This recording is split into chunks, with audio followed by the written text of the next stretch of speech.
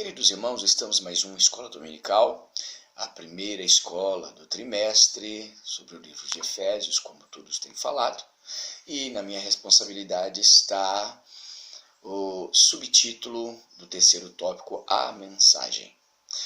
E quando diz que a mensagem da carta de Paulo aos Efésios gira em torno de dois temas: Jesus Cristo, a cabeça, e a igreja, o corpo de Cristo. Jesus Cristo a cabeça por quê? Porque ele, sendo Deus, se entregou por nós na cruz do Calvário. Portanto, ele é a autoridade absoluta e final.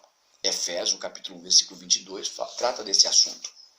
E a igreja, corpo de Cristo, por quê? A igreja tem a sua fonte de vida em Cristo, que é a cabeça, sendo sustentada, sendo orientada pelo seu poder.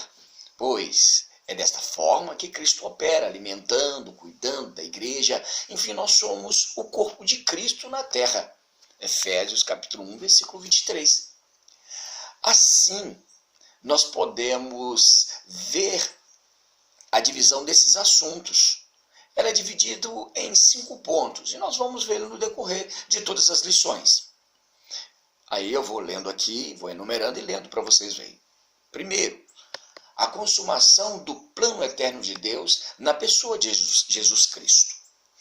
Segundo, a atuação do Espírito Santo como o penhor da experiência da salvação. Terceiro, a reconciliação dos povos por intermédio de Cristo na cruz. Quarto, a revelação do mistério da vontade de Deus por obra do Espírito Santo. E o quinto é um novo estilo de vida baseado na unidade, na comunhão com o Espírito Santo, na frutificação, na adoração e na intercessão. Os novos relacionamentos conjugais e a luta contra o diabo. Portanto, a epístola tem uma combinação de doutrina, fé e prática da vida cristã. Falando de uma forma um pouco diferente, é assim: de tudo quanto Deus fez e de que se espera que a igreja faça. Agora quero fazer menção da verdade prática. A verdade prática, ela fala dessa forma. A epístola aos Efésios mostra o propósito eterno de Deus para a igreja de Cristo. Olha, para você ver que profundidade dessa palavra. E nós percebemos que quando, em sua epístola, Paulo, ele saudava usando aquela expressão graça e paz. Nas 13 epístolas, sempre ele falava graça e paz. Somente em 2 ele usava outra palavra agregando com graça e paz. Usava misericórdia. Mas graça já foi bem falado pela nossa irmã professora Marcilene. Eu quero só ressaltar que a salvação oferecida por Jesus ao pecador não é mérito humano, mas é resultado da graça de Deus. E paz, na expressão de Paulo, é confiar. Ela também falou muito bem sobre esse assunto. É confiar, depender da graça salvadora de Deus, pois isto é um presente de Deus. Somente quando existe graça, existe paz. Não há paz sem a graça. E podemos reparar que no livro de Atos dos Apóstolos, apóstolo Paulo, ele é chamado de Saulo somente até o capítulo 13, versículo 9. E depois do capítulo 13, versículo 13 a seguir, ele é chamado de Paulo. Além da que já foi citada, há outras considerações que nós podemos dizer. Saulo é um nome hebraico. É um nome hebraico. E Paulo é um nome romano, gentil. E aquelas observações da que foi falado pelos professores, eu quero ressaltar só mais uma, sabe? foi quando Paulo, lá em Atos 13, versículo 7, ele teve um encontro com o procônsul romano Lúcio Sérgio, pregou a palavra de Deus para ele, ele aceitou a fé.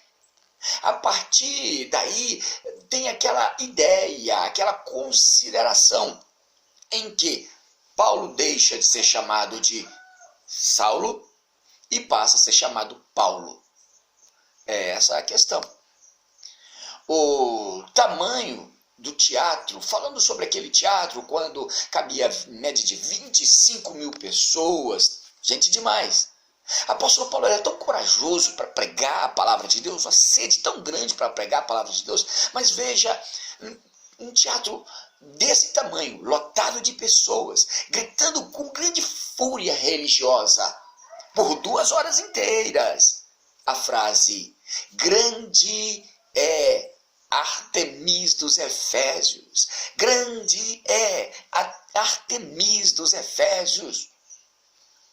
Você pode imaginar isso? O apóstolo Paulo viveu essa experiência. Está lá em Atos capítulo 19, versículo 28, versículo 24. Esta mistura de religião, ela não é daqui, não, tem muito tempo. Essa mistura de religião com magia e com outras coisas se deve quanto ao Império Grego. Foi dominado pelo Império Romano, que fez aquela miscelânea, aquela mistura de costumes, de cultura, de religião, onde fundiram de uma forma que os romanos continuaram. Eles continuaram e foram mantendo pelo Império Romano por muito tempo e até hoje nós temos muitos traços dessas culturas que vêm de tempos, vêm de anos, vêm de séculos.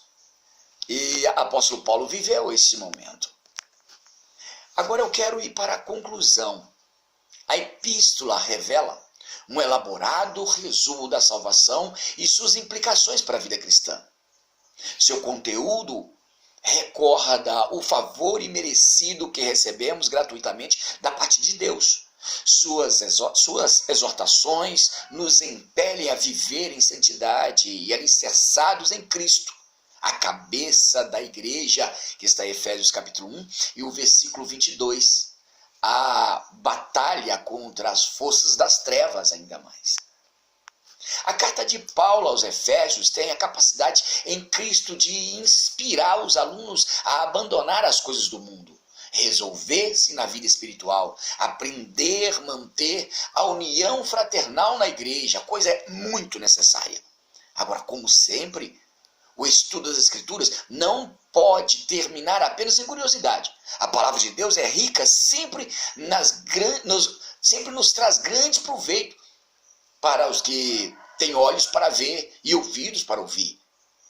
Não perca a esperança quando uma pessoa de coração fechado para a salvação, ele diga não para você quando você está pregando para ele. Não adianta, eu não vou pregar mais, não tem jeito, essa pessoa... Não faça isso.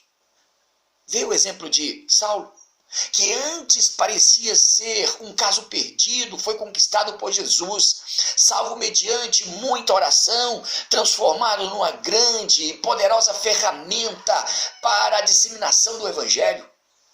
Ele sim se humilhou perante o Senhor, que tanto havia rejeitado, e quando percebeu que mesmo assim não tinha sido rejeitado por Jesus, aprendeu a profundidade da palavra, salvo pela graça mediante a fé. Jesus Cristo salva pela graça, não por merecimento.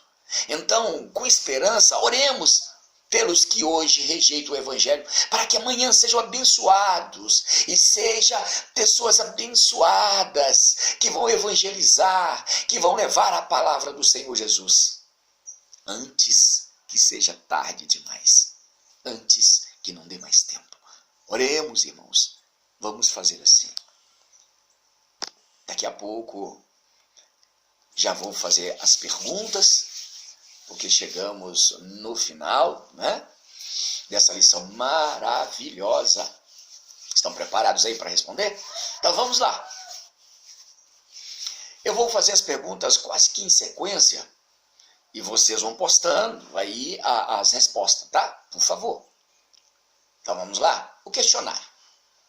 Esse questionário é a respeito da lição que nós estudamos. Como o apóstolo se identifica nas 13 cartas da sua autoria? Como ele se identifica? Primeira pergunta. Segunda pergunta. Em que período a epístola foi escrita? Foi quando? Qual foi o período? Vamos para a terceira pergunta. Qual era a maior fonte de renda da cidade de Éfeso? Essa você sabe até de qual é salteado, né? Quarta pergunta. Cite alguns líderes importantes que passaram pela igreja de Éfeso. Não. Que pergunta ótima esta. Vamos lá, próxima. Quinta pergunta. O que podemos considerar em relação a algumas intenções do autor?